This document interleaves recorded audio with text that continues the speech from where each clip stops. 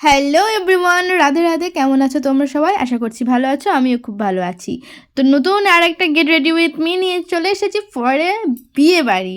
তো প্রথমেই একটা উইপস নিয়ে নিয়েছি। উইপস নিয়ে ভালোভাবে মুখটা, ঘাটটা, গলাটা ভালোভাবে ক্লিন করে নিয়েছি যাতে কোনো রকম ময়লা না থাকে।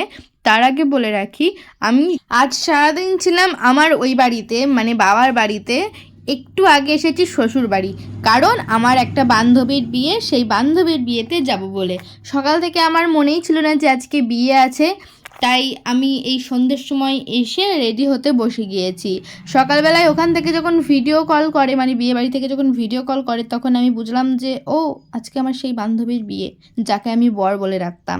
বাই দ্য ওয়ে, বাদ দাও। প্রথমে আমি মুখটাকে ভালোভাবে ক্লিন করে নিয়েছি। ক্লিন করার পর আমি এখানে একটা ময়শ্চারাইজার মেখে নিয়েছি জয়ের।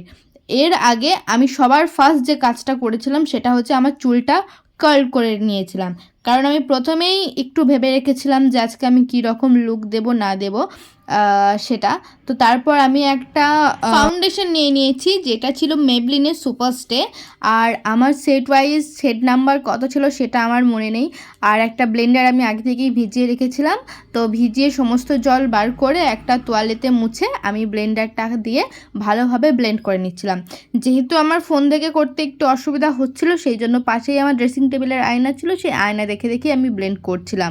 আমি এই রেডি হওয়ার পুরো ভিডিওটা করতে পারিনি, কারণ অনেকটাই দেরি হয়ে গিয়েছিল। আমি রেডি হতে বসেছিলাম প্রায় 8টার সময়, আর আমাদেরকে তাড়াতাড়ি পৌঁছাতে হতো, সেই জন্য আমি ক্যামেরা অন করে যতটা সম্ভব পেরেছি করেছি, আর বাদবাকি আমি অফ ক্যামেরাই করেছি।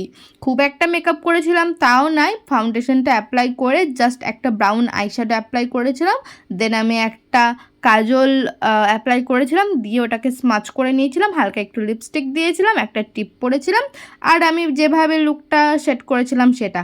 বিয়ে বাড়ি এসে দেখি এত নাচানাচি হচ্ছে। আমার ফাইনাল লুকটা তো আমি দেখাতে পারলাম না, ভিডিও শেষে কিছু আমি ছবি দিয়ে দেবো, তোমরা প্লিজ চেক করে নিও। কেমন লাগছে অবশ্যই জানিও, আর আমার ভিডিওটাও তোমাদের কেমন লাগলো সেটাও জানিও। তো চলো আমার ফাইনাল লুক দেখা যাক।